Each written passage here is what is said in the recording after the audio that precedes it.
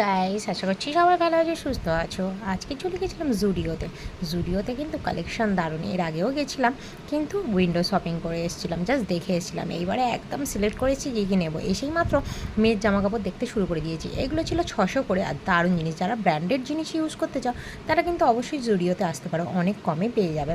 আর এখানে তারপরে মেয়ের ওই জামাটা সিলেক্ট করার পর এখানে একটা জিন্স টপ নিয়ে নিয়েছিলাম। চলে এসেছিলাম আমার জামাকাপড়ের দিকে।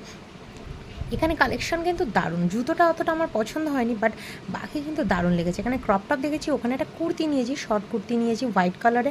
আর এখানে এই ড্রেসটা ভীষণ পছন্দ হয়েছে, বাট পুজোর জন্য না, ওটা পরতে গেলে সি বিচে যেতে হবে।